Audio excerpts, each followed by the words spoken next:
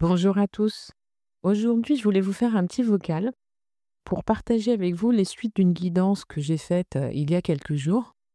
Et cette guidance, elle a soulevé en moi des interrogations qui, je pense, peuvent vous intéresser, du moins certains d'entre vous.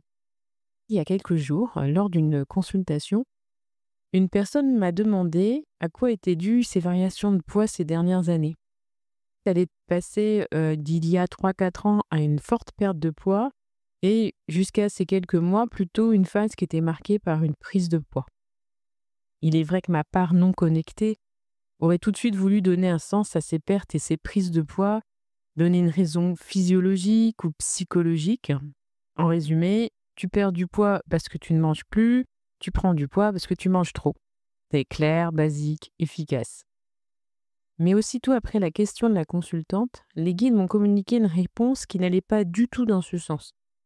Les guides m'ont dit que cette variation de poids de cette consultante était due à son niveau d'ancrage. Par là, il voulait dire qu'il y a quelques années, elle avait connu une forte baisse de son poids parce qu'elle n'était pas assez ancrée et au contraire, elle était trop axée sur sa spiritualité. Et inversement, ces derniers mois, elle prenait du poids parce qu'elle était trop ancrée, trop tournée vers sa vie quotidienne et pas assez en communion avec le monde invisible.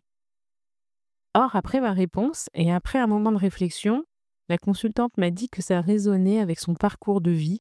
En effet, il y a 3 4 ans, elle a connu un éveil spirituel, alors qu'il y a quelques mois, elle était retournée vers une vie un peu plus quotidienne, peut-être un peu plus matérialiste.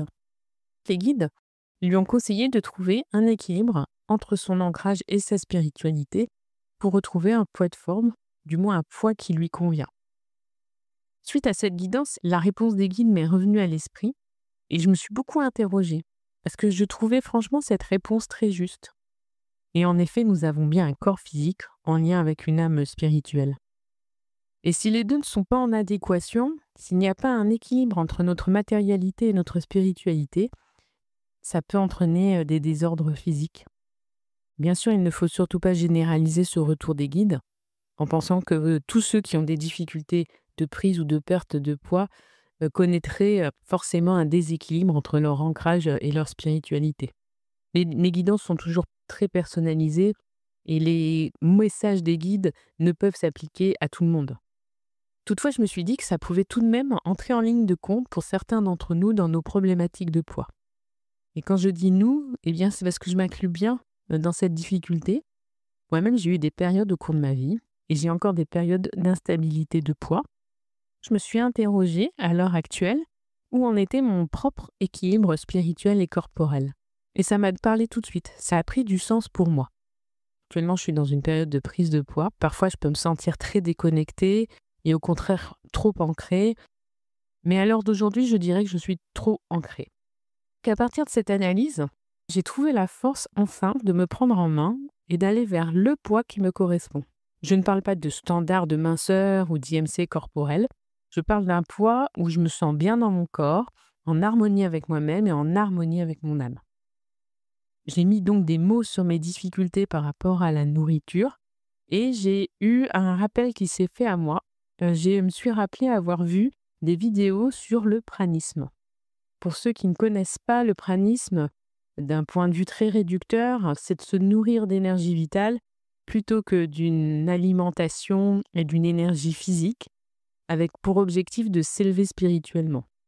Il y a plusieurs courants de pranisme, l'objectif étant pendant plusieurs jours, soit supprimer complètement la nourriture, même l'eau, soit aller vers une nourriture plutôt liquide ou dense sur une période qui peut aller jusqu'à 21 jours. L'objectif, c'est de se reconnecter à sa spiritualité. Pour ma part, j'ai décidé d'aller vers un pranisme extrêmement modéré, puisque je commence tout juste avec une période courte, c'est d'aller vers une période où je vais manger liquide ou de manière dense, c'est-à-dire des purées de toutes sortes, des soupes, crèmes diverses, crèmes d'amande ou autres. Et l'objectif pour moi, ce n'est pas de perdre du poids, mais c'est vraiment de me reconnecter à ma spiritualité. Forte de ce retour des guides, j'ai trouvé la force de prendre mon équilibre physique et spirituel en main. Depuis 3 jours, je tente de diminuer ma part alimentaire solide pour me désintoxiquer de mon addiction à la nourriture, pour alléger mon transit qui est marqué surtout par des douleurs de l'estomac fréquentes et vraiment retrouver un équilibre entre mon ancrage et ma spiritualité. L'objectif, ce n'est pas de perdre du poids, j'insiste, c'est vraiment bien de retrouver un équilibre. Il est vrai que ça faisait plusieurs mois que je me disais que je devais avoir recours au pranisme parce que ça résonnait en moi, je me disais que c'était quelque chose qui pouvait me correspondre, quitter cette alimentation solide pendant une courte période, mais je ne trouvais pas la force mentale d'aller dans ce sens. Or, depuis cette guidance et ce message des guides sur le lien entre ancrage et poids corporel, j'ai vraiment eu une révélation. J'ai mis des mots sur mes difficultés à trouver un poids corporel qui est juste pour moi. Et l'idée de manger liquide, pour moi, c'est vraiment de supprimer la sensation physique de mâcher, car quand nous mâchons, on répond vraiment à des instincts primaires. Manger, pour moi, c'était me remplir, c'était assouvir des angoisses, des peurs, des sentiments liés à l'ego. Qu'au jour de cet audio, j'en suis seulement au 3e jour et je vais vraiment démarrer le processus de manière très progressive. J'ai donc d'abord mis une alimentation liquide que le matin pendant 2 jours. J'ai décidé au bout de 2 jours que je mette en place une alimentation liquide le matin et le midi. Et là, donc demain, je vais commencer à essayer de mettre en place une alimentation liquide sur les 3 repas. Après, je me suis fait un objectif de 21 jours, mais je vous dis tout de suite que je vais être très à l'écoute de mon corps. C'est-à-dire que si jamais je ne tiens que 3, 5, 10 jours, peu importe, ça n'a pas d'importance pour moi. Et vu que j'ai réussi à démarrer le processus, déjà ça me remplit de confiance, de joie et d'apaisement.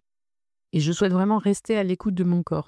Si je sens que j'ai une perte de vitalité, une fatigue physique, ou si je sens que je perds le sens des réalités par une trop forte élévation spirituelle, je reprendrai une alimentation solide avant les 21 jours.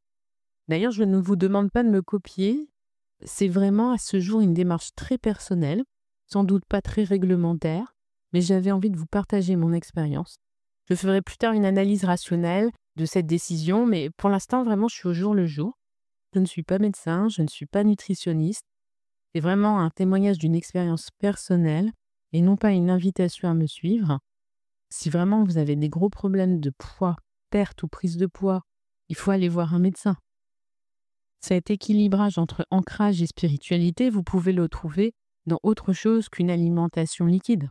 Si par exemple, vous êtes trop ancré, vous pouvez peut-être faire du yoga, de la méditation, vous tourner vers des pratiques ésotériques en vous tirant les cartes, faisant différents arts divinatoires. À l'inverse, si vous êtes trop couvert spirituellement au point que vous êtes un peu détaché de la réalité, ça peut être bon d'avoir des activités un peu plus yang. Pourquoi pas faire du sport? Pourquoi pas aller se promener dans la nature? Là, moi, j'ai pris ce choix-là parce que c'est suite à cette guidance que je me suis dit, ça me parle à moi aussi, mais il y a d'autres façons de trouver cet équilibre entre ancrage et spiritualité. J'espère que ce partage d'expérience vous a plu. N'hésitez pas à commenter si vous le souhaitez pour me dire ce que vous en pensez. Et je vous dis à bientôt.